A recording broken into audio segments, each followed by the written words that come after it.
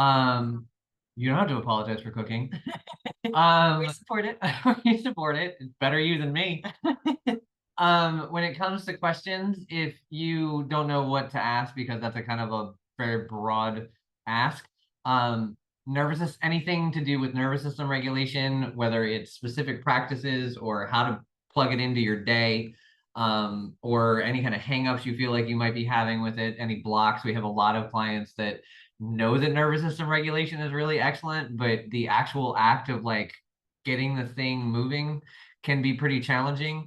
We're going to be talking a lot about boundaries this month in our content. So if you have any questions about boundaries, or you have a boundary that you know you need, but you're not really sure how to apply it or approach it, that's another question that would be great to ask in this period of time. Um, Relationship stuff, goal setting, energy, time management, any of those things are the kinds of things that we're answering today. And if you don't, we have questions that we're going to get into that might spark something for you. Yep. So let's look at the first question. I just see so many lies and bullying at work, would never be that way, but then feel so angry with myself for navigating, though I need to pay the bills. For me, nothing helps because it's system-wide, false promises, manipulation of lies to use people, and I'm so sad about this reality. I think communication is key, but nothing can work with those with a controlling agenda. I'm a scientist and they are just not giving positions away. So for this kind of sense of futility and sense of loss for something that gave that gave your life meaning, if you might consider touching upon this in your masterclass, that would be helpful. So these are questions we get asked for the masterclass that we did, Burnout Recovery 101. And for those of you watching the replay, I'll link that in the show notes or in the description. What platform are we on? Actually, I was thinking we might put this on as a podcast episode. I like that idea. Because we're going to answer some questions. So I think this is touching on the reality of, hi, Stephanie, of when you know that your values are not aligned with the environment that you have to work in. And I was just, she talks about this in that book, Defy by Dr. Sunita Shah, that you have to weigh the conscious defiance of, I'm only going to put as much as I need to into this work so that I am not overextending myself and acting out of alignment. But the reality is the world that we live in, you can't always just say, fuck it, I'm out of here, because you don't do it the way that it should be done or the way that is actually humane or whatever those situations may be.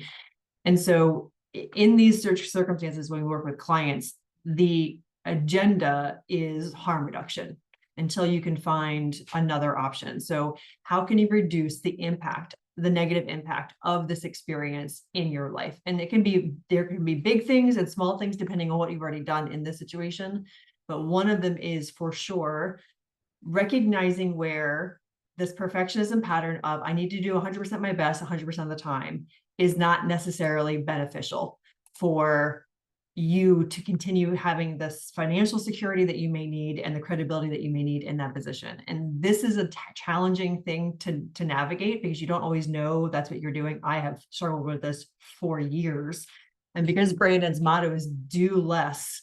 And when you have to choose between going big or go home, he says, go the fuck home. So because that has been the environment that I've been operating in for the last 18 years, it has become an easier thing for me to identify. But that's my first recommendation is to look at where you're putting too much effort into something that you don't need to, so that you can save some of that energy for you, for your nurturing and soothing and connection outside of that environment. I completely agree. We actually had a conversation with a client that was similar to this about work that was completely misaligned with where she wanted to be, and recognizing that that money is doing something. And so one of the things that we were talking to her about is, one, reminding yourself that what you're doing, even though it's not aligned, is providing you resources and tools, which would be money, to be able to do the other things you need to do, like take care of yourself. The other suggestion that we gave her that I think really fits with this is finding the humanity in the things that you're doing right now. Even if you're working with a bunch of shitty people, even if you feel like every time you speak up, you're spoken over, like all of those things, not that it justifies it, but everybody's working through some kind of pain and trauma. and recognizing that if we can find the humanity in just the work that we're doing, even to a little bit, so it's not always I knew this was going to happen, these fucking people suck, like all of that just builds and builds and builds on your own personal negative experience, but your own personal dysregulation.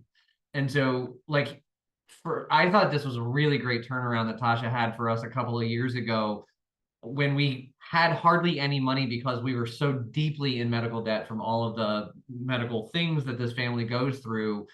We still had to pay the electric bill. And in doing so, it made our life really hard. And one of the things that Tasha just kind of was able to reframe for herself and ultimately for me was like, when we pay this money, we're actually providing other people with jobs to be able to pay their family. And so, not that it makes it awesome to go do something that you don't want to do, but recognizing that you are part of a human system, and anytime you can try to tap back into that and find the humanity in what you're doing, even when the situation is really, really fucking shitty, it helps to keep you at least grounded to some level. And then the other thing that to me I'm going to say is obviously, but regulate the shit out of your nervous system.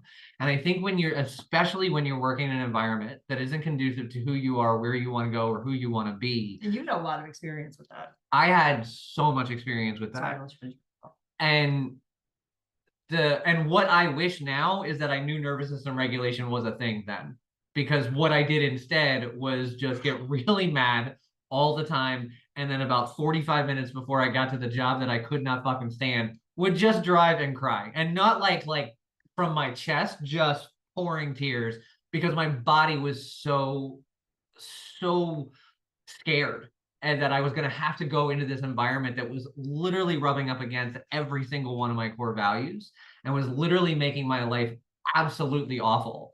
And so I want to just really drive home how important it is if you're in a situation where your work is completely misaligned with who you are, but it provides you with, even if it's the base needs, it's so important to show up regulated so that when you're not there, you have the actual capacity to consider what life would be like and how it could be different than it is right now. And so in that, like, and we've been talking to clients a lot about this recently because everybody's life right now is so busy and so chaotic. In that, anchoring nervous system regulation, the smallest possible thing you can do to shit you're doing already. So like right before or right after you brush your teeth, or right before or during or after you're tying your shoes, or right before you turn the car off, like just anchor it to something simple that you have to do. Find a nervous system regulation practice that is so simple you don't have to think about it. A lot of our clients love humming. And so just being able to do that and get back into your body and feel your body again just for a little bit, having a vision board in your car before you get out of the car to look at it and say, I'm going to go do this thing so I can acquire resources and tools, money, and possibly skills so I can get closer to having these things. All of those things are going to stack up to making those really hard days manageable. And like Tasha said, harm reduction, so that when you're not there, your energy is spent in the ways that is truly aligned with you, whether it is pouring into the people that you love, whether it is staying up until 2 o'clock in the morning, job hunting, or creating the business to be able to get out of the situation you're in, whatever that is, being able to make sure that you are regulating your nervous system in the smallest, easiest ways possible, and you have evidence of a future that you want to have, is going to make the actual like 9 to 5, if that's what it is, bearable. And like I said earlier, wrapping in some version of understanding that this is a human experience, and those humans that are being shitty because they have really shitty human experiences as well. And just opening up a tiny bit of compassion for that, not granting them access to be an asshole, right, but just the compassion for you're a hurt person and hurt people. And so I'm going to give you a lot of fucking space is how I really wish I could have navigated those years of my life where I was doing something that I had to do to keep our family alive, but was truly killing me. If you have follow-up questions for this, message us on Instagram and we'll be able to help you some more there. But I think that covers pretty much the question. So we have another question. I'm right in the middle of getting my house ready to sell and having meltdowns because there's so much to do. Boy, do I know this. This was actually my real life 3 years ago. Unfortunately, my supposed support system isn't showing up. I literally have to do concrete work in the basement today without knowing how to do it. How do I work through the overwhelm without feeling bad about myself because my support system is crap? Hopefully this makes sense. Yes, makes total sense. So the very first thing, Kat, is going to be a ton of breaks today for nervous system regulation. Just doing some soothing, making the nervous system regulation breaks fun, because if it feels scary, you need your nervous system to realize that it's not actually dangerous, it's just annoying, and there's a lot of unfamiliarity in what's going on. But having dance breaks, having breaks where you call your best friend or your partner and be like, this fucking sucks, and like get it out. Like should not be happening. This is so annoying. Or you're in the village, post it in circle. Like this is where I am in the day of the experience today, and let us all love on you. But the nervous system regulation breaks is going to make it possible for you to take one small step to look up the YouTube video, and then to regulate your nervous system again. You're like, oh fuck. Actually, I don't know if she'll have this in her content, but it's worth looking at. I was just saying the same thing. Trans Handyman. Yeah. So if you look at, and if you don't already follow her, Trans Handyman is Mercury Stardust on Instagram, and I think still on TikTok. I think she also has YouTube videos, but she does like tutorials on how to do this kind of homeowner renter kind of thing. So maybe look at that also. And she also probably has recommendations for people that may have done things that she hasn't done. So she's so fun and really thorough in her explanation, and her laugh is contagious. It's so good. So that would be one of the other things. And then remind yourself that although this is annoying and although this is not something you want to be doing, there is going to be a point when it's over. And the goal is just to get to that point with as little impact on your nervous system and on your long-term well-being as possible. I also wanted to encourage you to break things. So here's the thing. If you can break something down to its smallest parts, then everything becomes a lot easier and a lot more manageable. And so, first of all, I don't feel like this is something that you probably navigate. But if you are feeling foolish or embarrassed about the fact that you don't know how to do any of these steps, at some point in time, nobody knew how to do this shit. And there's everybody's going to be going through something where at some point in time, you're up against something that you literally know nothing about that you have to do. I saw this really great reel at some point in time where this guy was talking about how he built an entire house based on YouTube videos. And his partner was asking him, like, how the hell did you do that? And he literally said, if you can take a step back and you can actually break something down into its smallest parts, there's a YouTube video about it. The thing that I would suggest to you, if you don't have the support system that you thought you were going to have, if you don't know who to talk to, people at hardware stores love answering questions about this shit. If you don't have any kind of like anxiety about getting on the phone and talking to people, they will pick up the phone and they will fucking answer your question. And so what I have done in my life is I have figured out what I think should happen based on either research or talking to people and saying, okay, this is how I think this project needs to go. Like, these are the steps. If I were you and you don't have the support system and you don't have anybody in your life who actually has knowledge about what you're doing today, specifically concrete work, I would map out how you think you should do it, and then either get in the car and go to a hardware store, or get on the phone and call a hardware store and ask for the department that you need to talk to. Let them know, this is what I'm doing. Can you tell me what department that I need to go talk to? And then tell them, this is what I need to do, and this is how I think I'm going to do it. Is there anything I'm missing? I'm like, truly, like, I know that for a lot of people, hardware stores are intimidating. The people that work there, most of them know what the fuck they're doing, and most of them are going to take the time to help you figure it out. And if you can find like I don't know where in the world you are, but if you can find like a community, like an old school hardware store, those motherfuckers know how to do everything all the time. Been doing it since 1902. I mean, it's still, yeah. And so, but that's what I would do. I would like, I truly, if you're like, I don't even know where to fucking start, look at YouTube, look at the things you need to do, map it out for yourself, and then go to a place where you know there's an expert and say, this is what I have to accomplish. This is what I think I need to do. Is there anything that I'm missing? Not materials, because they'll definitely sell you some shit, but steps wise, are there steps that I'm missing, or is there something that I need to know that's going to screw me up like 3 steps down that I don't have? Well, and you can tell them this is my budget. If your budget Right. is $5, they're gonna be like, okay, so here's what we're gonna do with that. Because they're used to working with people who are doing DIY. And so they have budgets that they're having to work with. Most of these like local, especially like down home hardware stores, are not working with $1 million contractor companies. I can't figure out the word is. So do you feel like you have some steps to take action with this? Okay. If you have the capacity, let us know in the chat what your steps are so that we can confirm that that is what we meant to say. Because sometimes with 2 of us talking, we don't always include all the steps.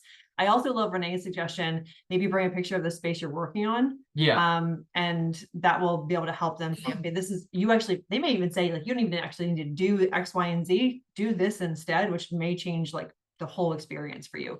So that's the jam. Okay. You've 100% got this. Like you 100% have this. And all you do is through the whole thing, say, I'm doing it. I'm doing it. Not I'm doing it perfectly, not I'm doing it right. I'm doing it. I'm doing it. And just give yourself the mojo. Put on fun music. Make this as fun as possible, even though it feels excruciating and uncomfortable. I'm also going to tell you right now, before you get started, decide what you're having for dinner and make that easy. Because when you're done, you're going to be wiped the fuck out. Even if it's just emotionally. and I'm serious, like the amount of times that I was like, I guess I'm eating frozen fucking peas because I just did this whole project all day and I'm too tired to do anything about it.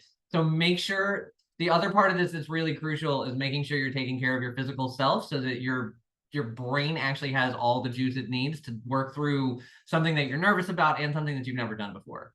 I was just thinking the same thing, Renee. Set water breaks too. Hydrate the shit out of yourself while you're doing this so that your brain can do what it needs to do. There's no amount of nervous system regulation that is going to fix lack of nutrients, lack of hydration, and lack of rest. So we need to make sure that we are incorporating that. Dude, if you finished the hardwoods last week, like if you refinished your hardwood floors last week, I just want you to start racking up a list of motherfucker, I did this shit. Like seriously, that's a badass goddamn move. And if you've never done that shit before and you're about to do something else you've never done before, dude, you can fucking do anything. Yeah. So you're an official badass already. So this is just another thing you're gonna be like, yeah, I did that. Yeah, no, that's just a thing I did. It's fine. It's fine. Okay. So love the celebrations in the chat. If you have other questions, drop them there. We're gonna move on to other questions we did have come through. My biggest question is around cortisol and how to lower it with lifestyle changes and behavior changes. So this is going to be a boring answer, nervous system regulation. So that's the first step, nervous system regulation. The reality though, is that when you are, and it's not just doing nervous system regulation when you feel the stress. And this is something that I wish I had known years ago. I would have been a lot closer to where I am now years ago had I gotten out of my own way and realized that nervous system regulation in reaction to the stress and overwhelm and panic that I was feeling is a great triage tool, but it is not going to produce long-term results that are going to be helpful. And that proactively doing nervous system regulation as a consistent practice is where you're going to see actual transformation in your neural pathways and how your mind-body connection communicates. The reason that the cortisol is probably spiking more often than not is not just because you were in stress mode, but because you're thinking about the stress you're about to have, the stress that you had yesterday, and the stress that you're feeling now. And so that loop keeps your nervous system on alert. And then the loop just keeps going. And so when you interrupt the loop, when you are not also trying to figure out how to save yourself in whatever crisis is about to happen, your body starts to learn, oh, we're safe more often than we realized. We're safe. Oh, we're safe. We're safe. And so it starts practicing. And on the scientific level, what's really going on is your parasympathetic nervous system is just super weak. And your sympathetic nervous system is like roaring out. Okay. Your sympathetic nervous system is like the Hulk right now, and your parasympathetic nervous system, the one that is restful, digesting, it's healing and cleaning up the cellular debris in your body, has like no resilience, no strength, no endurance, no stamina. And so it's just about strengthening the resting part of your nervous system so that it can turn on. Because right now it's been told to shut up so many times for so long that it doesn't have there's literally not a connection that's strong for your body to turn that part on. And so it's turning on your parasympathetic nervous system as frequently as possible. Consistently start with just once a day, doing even a 30-second nervous system regulation practice is going to have a huge impact over the course of a week, 2 weeks. We have a client right now that is in week 6 of our Unshakable You program. And by week 2, she was sending us a message saying, oh my God, I can't believe how different I already feel just from doing 30 seconds, because we started with 2 minutes or 5 minutes, and that was too much. It was too much for her body to have to like focus on something that was calming. 30 seconds is going to be enough for most people to start seeing some shifts. And then you build that over time and you expand that experience. And then with that lifestyle change, that one behavior change, you'll start to see the benefits. And then you can start integrating more nervous system regulation practice throughout the day. The ones that you're doing can be a little bit longer, which will give you a deeper rewiring. And then also making sure that the environment that you're in is conducive to your cortisol not spiking every 5 seconds. The household that we live in now is very safe for me. I can be who I am. I can express myself. I can have a wild range of emotions on any given day. And I am loved and supported all the time, no matter what those things are. That was not the case for me 25, 35 years ago. And so no matter how much nervous system regulation you do, if you're still in an environment that feels unsafe, that you can't safely express yourself, you don't have personal agency, you don't have relationships where you can communicate what you want and what you need in, then your cortisol is still going to continuously spike. It's still worth doing nervous system regulation because you're going to be able to make more conscientious and more aligned decisions, but also take a look at your environment to see where you can reduce the interaction and the stress activation that's coming, the triggers that are coming from around you. One of the things I want to add to that, and then I have something, Kat, that I just thought of for you too. Making the environment or the experience enjoyable so you want to come back to it. So one of the things that's challenging when we're trying to get ourselves out of a stress loop, or we're trying to get ourselves out of any kind of anxiety, is like, now I've got to sit down and I've got to do this work to make myself not feel the way that I feel. And if you can, even if it's a 30-second experience, if you can add something to that experience, or you can make that experience occur in a place that feels safe and feels good, that you want to naturally come, like you naturally want to go back to it. So if your 30-second experience is like shaking your ass to a song in a bathroom, like if that's fun for you, you're going to want to be silly like that again tomorrow for 30 seconds, rather than I had to sit down and force myself to be quiet and meditate when my brain feels like it's about to leak out of my fucking ears. Like there's no way I want to go do that. And so whether it's because you're in an environment that sounds good or smells good, or you're in clothes that are really comfortable, whatever it is, making it an actual desire to come back to the experience is just going to lock in, one, I'm doing something for myself that's positive and my body feels it. And two, this is something that I know I can do again, not because I feel like I have to, or not because I feel like it was good for me, but because I actually fucking enjoyed it. And it's a part of self-care that does not get spoken about a lot. Is self-care sucks. Like it fucking blows. Like you're doing it because something went awry. Like that's not awesome. And so trying to make the experience, it sucks when you first start. Exactly. Yeah. And so trying to make the experience more than it needs to be is also part of the problem.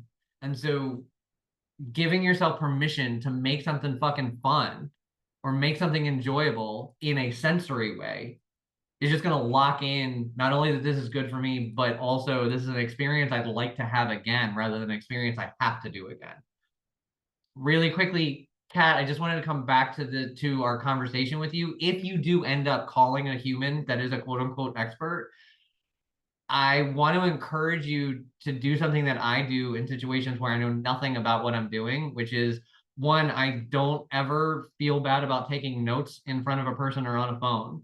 And two, I always stop midway and say, before you keep going, I'm going to repeat back to you what you just said to me so you can tell me if there's anything that I missed. Now, when it comes to going to hardware stores and building shit, that's not necessarily where I do that because I've been building shit for the better part of 25 years.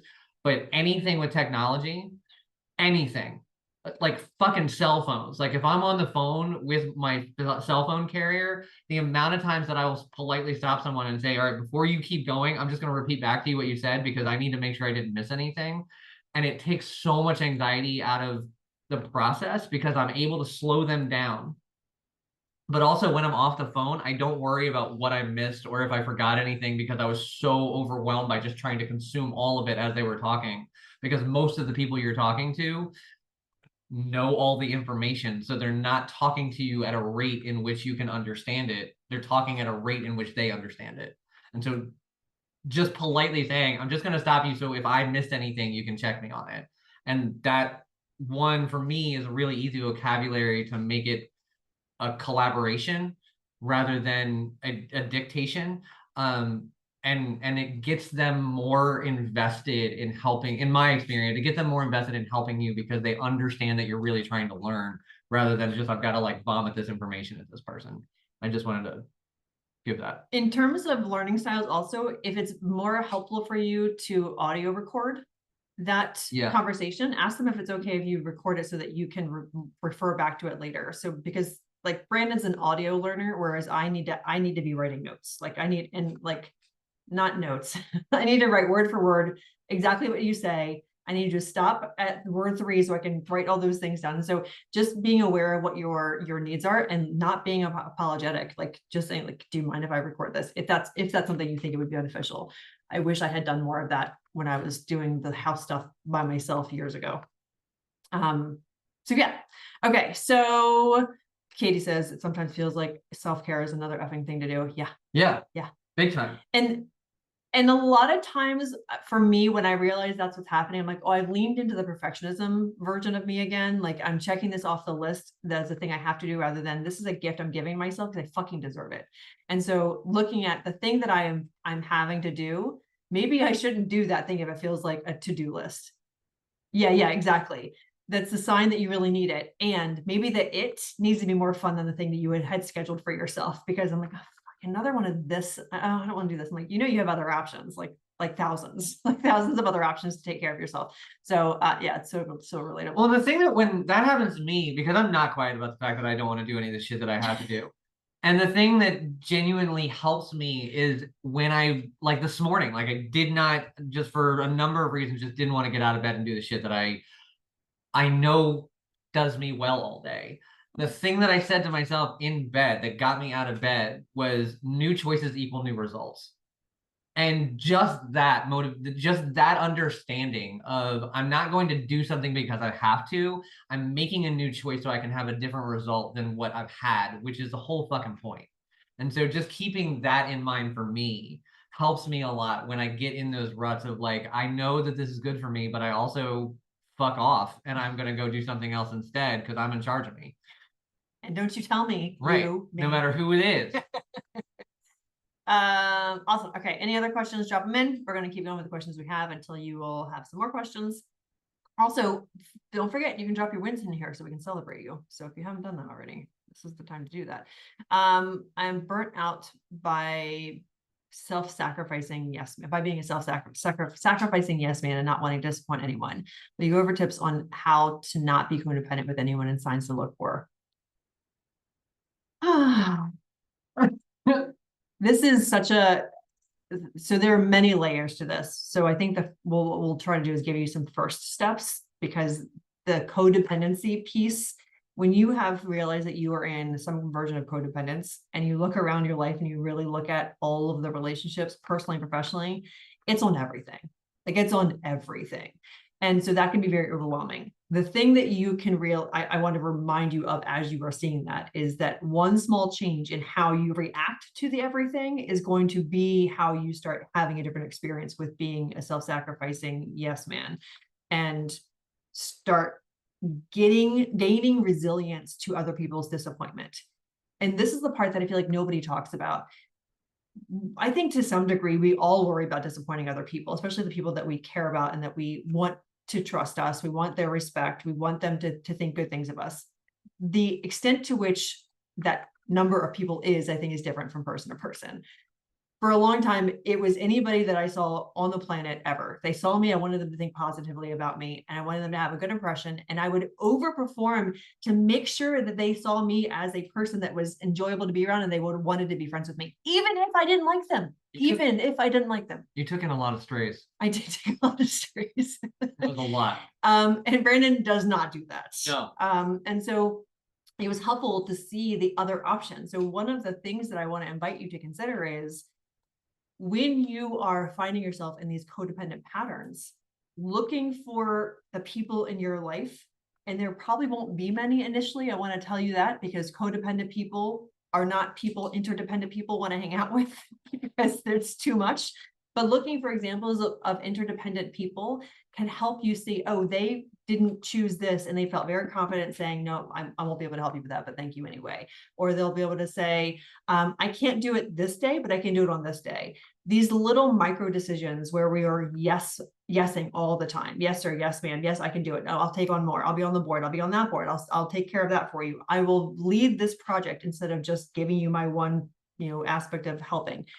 Looking for people in your life who are already doing what you wish you could do, who have stronger boundaries, because that's what this all comes down to, is going to give you a different filter to start looking at things through. It doesn't mean that everything they do is going to be right for you, but looking for examples of people who are choosing their values and choosing their needs and wants, their goals, is a really powerful magnet towards the part of you that wants to be able to do those things. And then you can start implementing the nervous system regulation, the compassionate curiosity of asking yourself, what do I want? Like, what do I need in this situation? Rather than just saying yes and going, oh, I wish I hadn't said that. Those practices, that framework can be more easily instituted when you're surrounded by, or at least have one person that you're looking going, oh, they're crushing this thing of life that I want to do.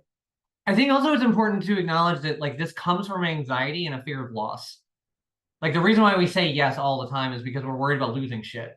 I'm going to say yes to every single thing that my employer tells me because I'm worried that if I don't overperform, that I'm going to lose my job, or I'm going to lose my position, or somebody else is going to get more of something than I am, which is going to put me in a place of not having what I need. And I think it would be really valuable in general, to know what you have. Like if you're worried about losing stuff all the time, but you're not acknowledging, brain didn't make that word work. You're not acknowledging the things that you do actually have. It's really easy to keep saying yes. It's really easy to keep saying, I need more, I need more, I need more, because I'm worried about losing shit. But if you're not acknowledging the people that you have in your life that actually stand up for you and actually are there for you, if you're not acknowledging the abundance that you do have, either financially, emotionally, physically, whatever it may be, it's so easy to say, I don't have enough of what I need. And so as an exercise, just going through and saying, like, what is it that I have in my life that I'm happy about, that I'm proud of, that is abundant? Because even in situations, and Tasha and I have been there, where it feels like we literally have nothing and everything is against us, if we really break it down, we had more going for us than we didn't. We just got trapped in this cycle of scarcity and lack and anxiety, which is one of the reasons why nervous system regulation is so important. Because if you can regulate, if when you're at home and nobody is around, you can regulate your nervous system, you can find yourself in a place that is calm, and you can identify what you do have that isn't reliant on you doing shit for other people, it's going to give you permission to then understand, like, okay, what do I actually need? Do I need to keep fucking saying yes because I've had this job for 15 goddamn years and every year I get a raise, or every year, like, what is it that you have so that you can identify what you need, rather than I just need a whole lot of stuff so I don't lose anything. But regulating your nervous system is going to help you be in a place where you can actually see that. But also the thing that's going to help you do is identifying your capacity.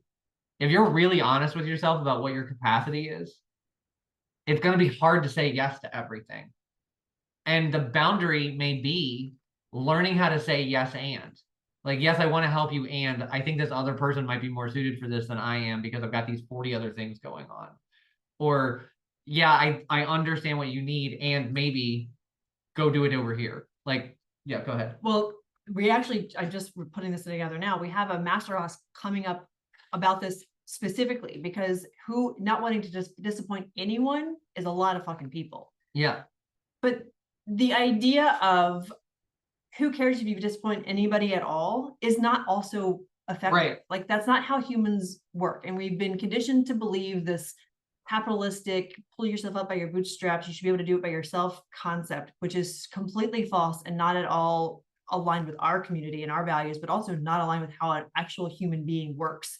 And so in this masterclass that we have coming up on March 17th, the tool that we use to finally, especially for me, who have a wide net of people that I'm in contact with on a regular basis, deciding which ones of them I actually don't want to disappoint, and then letting myself be the priority across the board for all of the people, that was a nuance that I didn't know how to do. So the guy on this corner of the street down here doesn't get to have an opinion about me that I actually have any that has an impact on how I do things, because I don't know what his values are. I don't know what his goals are. I don't know what he thinks about humans, Black Lives Matter, LGBTQ. Like, I don't know what his beliefs are. So if he thinks I'm an asshole, but he supports Trump, yep, that's probably right. I am an asshole to you because this is that we're not aligned.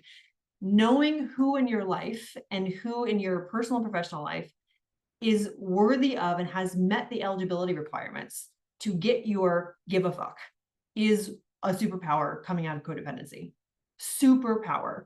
Because when you realize that you've been giving everybody equal say in your mind, and that 99% of those people don't actually and have not actually met the standards that you have for yourself, which means that's what you're going to have for people around you in terms of values and actions and behaviors and those things, then it's going to become a lot easier to not care who you disappoint outside of your inner circle. And that's what we show you how to do in the masterclass, is how to put people in the appropriate ranges of who you give a fuck about, whether you disappoint or not. And then also who gets your energy, who gets your time, who gets your attention. It's a super simple tool, but it's super powerful. So if you haven't already registered for that, make sure you get on that because it's free. I think it would also be really valuable to identify what happens if you disappoint people. Like truly like lay it out. Like what happens if I disappoint my third cousin? Anything? I mean, maybe you guys are close, but like really truly understanding what your fear is about helps to at least get your brain around what happens next. But if the fear is just fear and it doesn't have a face and it doesn't have a name and you can't do anything about it. It's just this overwhelming feeling. And so if you're worried about disappointing your boss and you don't know what that means, motherfucker, go ask. Like, what happens if I miss 7 days of work in a row? Like, is that disappointing to you? Do you care? Does it matter? Am I going to lose my goddamn job? Or is it just like that you wish I were showing up more often? Like, really being able to get clear on what the disappointment does in your life then gives you permission to let go some of the attachment you have to it. It's really important to me that I don't disappoint Tasha. It's not important to me at all that I disappoint most everybody else on the face of the fucking planet. And so that's where I'm going to spend my time and energy, and understanding what disappointment means. And if I disappoint Tasha, it's not the end of our marriage, which for a while I was worried it was, which made me massively codependent, which made me massively irritating. And so once we went and we figured that shit out and we realized disappointment just means conversations and realigning values and those kinds of things and some hard times. Okay, but now I understand that it's not the end of this thing that I covet. One of the hardest things for recovering codependent to acknowledge is that there is not a person in your life that you won't disappoint at some point. And that is, woof. The first time I realized that, especially with kids, like as a parent, the first time I realized there was no way I was getting out of this without disappointing the kids to some degree, I was like, I don't understand. I don't understand how you can not disappoint your kids. Like that's what I felt like my job was the entire time. So look at who you feel like if you disappoint, it is going to be life altering. And then what it becomes about, that Brandon and I discovered together, and then we were able to expand that in other directions in our lives, is that it becomes about developing the skills of repairing, of accepting responsibility, which comes from having a regulated nervous system, and the ability to see the bigger picture rather than going into defense mode to defend the way and the reason you did it the wrong way. It requires you to be able to communicate what you want and you need. And sometimes initially it's not going to be verbal, it's going to be through text. There's so many layers of skills that you're going to need to develop that most of us were not taught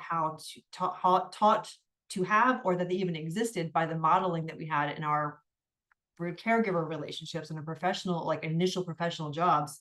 Because this is not something that's talked about a lot, but your initial professional jobs, like your part-time jobs in your high school and college, that wired a lot of how you think you need to show up and work, and also how you need to show up in your business if you're a business owner. And so there are a lot of things in that you didn't have the opportunity to practice skills to then get better at it.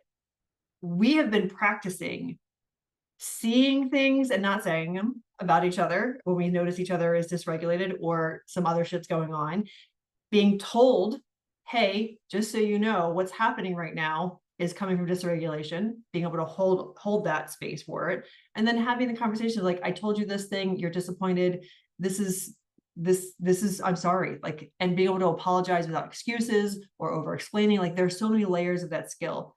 But it starts with understanding that you're never going to have a relationship that's long-standing, that you don't at some point disappoint someone.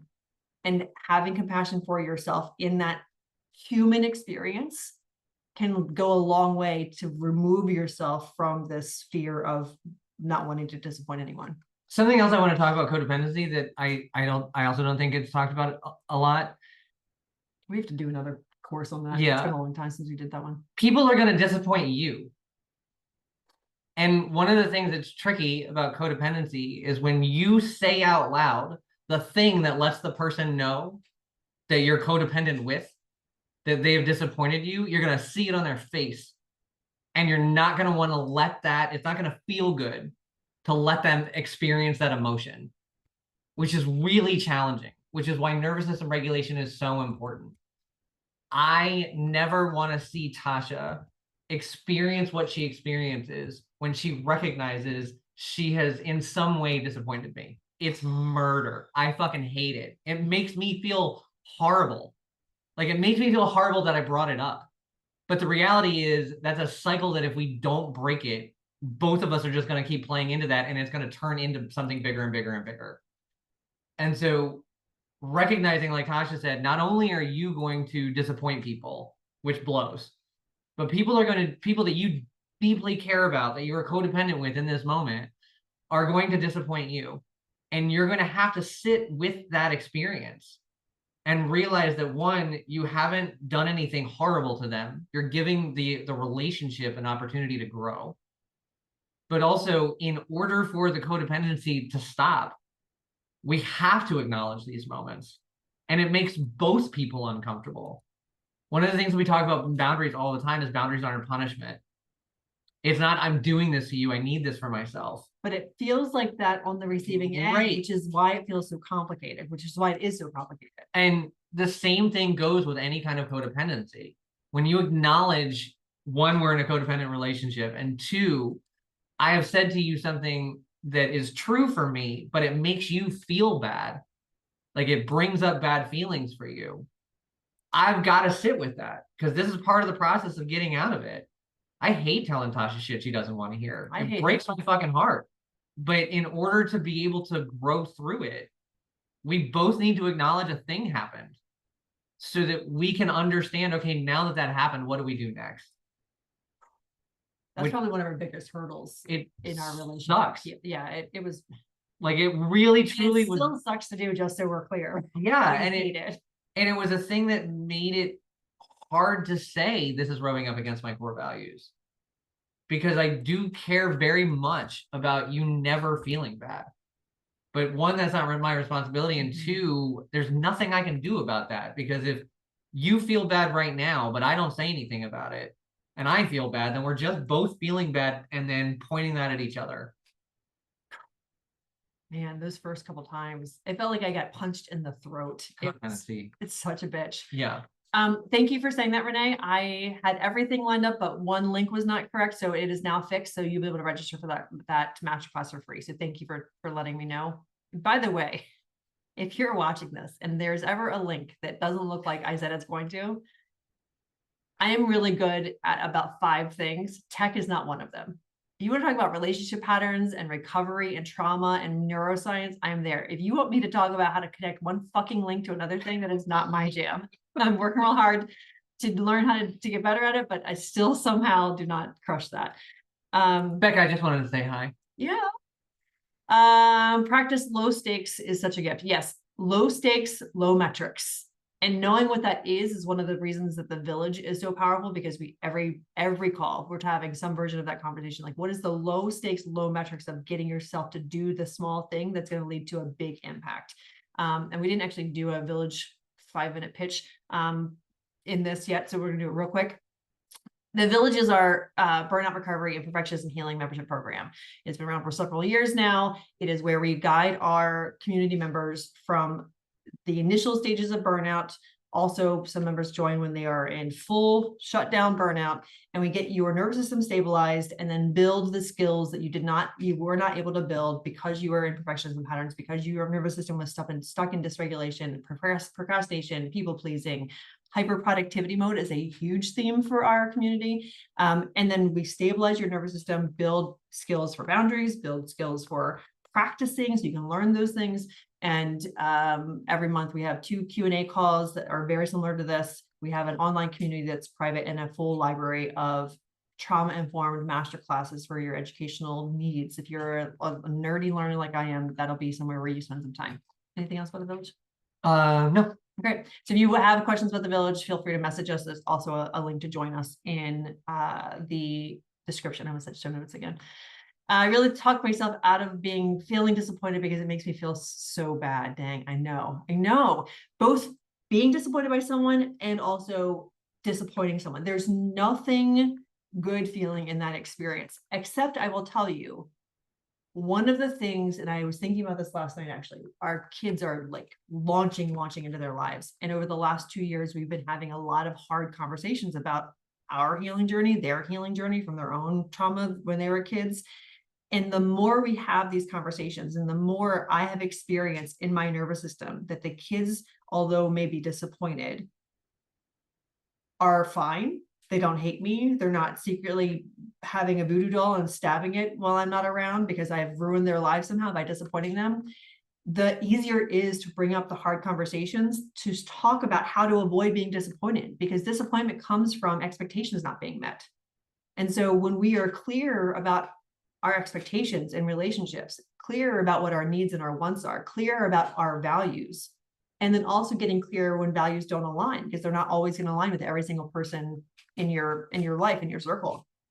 It has become easier and easier to have that initial disappointment, but also move through it faster, because I know in the relationships that matter, they're committed to healing and repairing that relationship as much as I am, understanding each other, communicating, asking curious questions, and then building the relationship from that. And so it's much like when you are physically exercising, your muscles tear and then they rebuild and it gets stronger. That's what happens with disappointment. So if you can think about it, some of that while you're processing this new skill of moving through disappointment, that can be helpful. Good. I'm glad that was helpful. I think I struggle with feeling disappointed more than I struggle with disappointing others. Yeah. And it's totally about a communication skill that you develop, as well as emotional awareness, with obviously all the foundations always being a nervous system regulation for all parties involved, which is also something that it can be frustrating. One of the things I want to say about that, where core values and alignment really comes into play for me, is if I understand what somebody else's core values are and I have an understanding of who they are, then I also have a fuller understanding of what to expect from them. And so I can't necessarily be disappointed that you didn't show up in the way that I wish you would if I knew that the way that you're going to show up is impossible to match what I want. Oh, and like, there are people in my life that I love dearly and I thoroughly enjoy spending time with, but I also understand who they are. And so when things happen, I don't necessarily get disappointed because I didn't expect this bucket of mine to be filled by you. And that awareness of what other people's core values and alignment are is really helpful to mitigate expectations. Because if I need something, but I know who you are, and it's not possible, not because of like malicious intent or anything, it's just not in your makeup to be able to provide the emotional support, physical support, whatever to me that I'm looking for, I'm not going to go to you to look for it, which means I can still love you and I can still enjoy time with you, but I'm going to go fill myself up in these areas elsewhere. And it allows me to love you for who you are rather than loving you for who I wish you were going to be. This is a really relevant conversation. Can you figure what that clicking is? Because I might throw this whole thing up. You're seeing a real ADHD moment in real That's the time. best I can do right now. Sorry, I heard it as you started talking, like, oh no, I'm not gonna be able to focus on anything. If you have late or self-diagnosed ADHD, autism, if you have a chronic illness and you have kids and some of your friends don't, or you are parenting kids with chronic illness or parenting kids with ADHD, autism, these are the complex life circumstances that are creating a lot of resistance and frustration with expectations being met and where disappointment can happen. This is something that this is why we talk about them all the time, because one of the things we saw happen when I got chronically ill is literally 99% of the community that I had around me disappeared. Because the expectations, I couldn't meet the expectations that I had built in our relationships for me to be able to maintain the relationship. I had built relationships on people-pleasing patterns, on codependency patterns. So I'm going to do for you all the time. And if I'm not doing for you, I'm going to apologize for not doing for you. I'm going to do twice as much the next time so that I can constantly be valuable to you so that you don't ever leave me. And then my body said, the fuck you are, and then shut down. And when I couldn't do for those people, and then I started to create a life that was not doing for those people, it was not compatible. And so it's really, really important that when we are discovering these complex life circumstances that we have been embodying for a long time, one, but also two, we are no longer willing to compromise on the needs of our mind, body, and spirit to feel safe, to be self-expressed, to preserve our well-being. This is where disappointing others becomes, what is the term? Something to the road. Rubber to the road? Yeah, sure. Okay. You can't deny what is now in front of you. I can't meet the expectations. Before I pushed and pushed, drove and forced myself to do it. And then my body was like, you can't do it anymore. And so I had to disappoint people. I didn't get to choose. I was forced to. And in that disappointing of people, I went through all of the stages of grief, all of the frustration, all of the fuck you for not being here, all of it. Now, in this season of life, if you know that you have ADHD and that you have not been asking other people to accommodate your needs or to negotiate and compromise on how things happen to accommodate those things, if you know that you have a chronic illness and that although you can show up to do something, that you physically can show up. We were just having our conversation with our oldest about this. You can do the thing, but then the aftermath is where you suffer and then you disappoint yourself, you disappoint other people, you disappoint your work, your creative process, because you have to take 4 or 5 days to recover.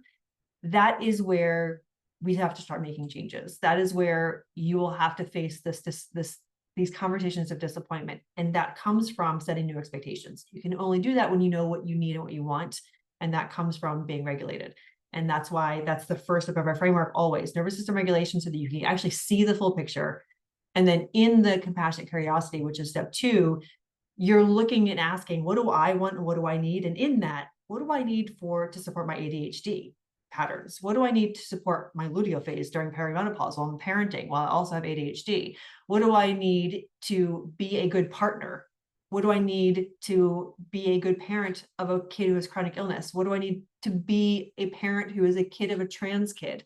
Like, what do I need to put boundaries around and communicate expectation wise? And then you build it from there. But those complex life circumstances are where a lot of our community in particular gets burnt out from, because they haven't been putting expectations there, haven't been able to communicate the needs and the wants, because they weren't regulated. And now all of this is coming to head, and it's a lot to manage, which is why we do have the village. It's a lot, but it's good. I love that we have been able to figure out that's the missing piece, because for sure. It was like chasing your tail for a long time. Feeling like you need to constantly earn love from others, like you have to pay helplessness rent. Yes. Okay. Any other questions? Otherwise, we're going to wrap up. We just have a minute left. So if you have any questions, anything really resonate with you today, drop that in the chat. What are your takeaways? What are some things that you may be trying these next week or two? If you're in the village, don't forget we have our next Q&A call next Monday at 9 a.m. PST, 12 p.m. EST, and we'll be in circle in between now and then talking about fun ways to feel chill. The advice on process, how to ask for help, hardware store. Awesome. Excellent. All right. If anybody else has any other questions, feel free to always DM us on Instagram or reply to emails that are going out. Don't forget, if you're watching the replay, to check the description for links for free resources and upcoming events, as well as the link to join our village membership. Once you have I didn't mention this, once you're in village, you have lifetime access. So you don't have to worry about having to pay this membership fee forever. And then you can keep coming back and asking questions as long as you need to in your healing journey. We missed you. We missed you so much. I'm so glad that I got to see your face so many times the last couple of days or last couple of weeks. So don't forget, you also have replays, Becca. So when you go back and you have to be not available for the live calls, you have replays to kind of listen to. You can also download the audio. Don't forget that. All right, loves. I want to give everybody permission to listen to anything that we do on a replay at a speed that is not normal, so that you can just listen to it. You don't have to listen to it word for word in real time. You can like speed it up so that it's just something that you've got going on. And one of the because I do that shit for everything. One of the things that one of our members felt very liberated from is you don't have to sit here and watch it. You can play it while you're doing other things. And so you can gain a lot, even if you get 20% of something from this, you absorb 20% of this content, you'll gain from that. And so if you need to clean your house or take a walk while you're doing it, then that's perfect. Yeah. There's no right way to do this. So let yourself be flexible. All right. All right, loves. We'll see you soon. See you, everybody.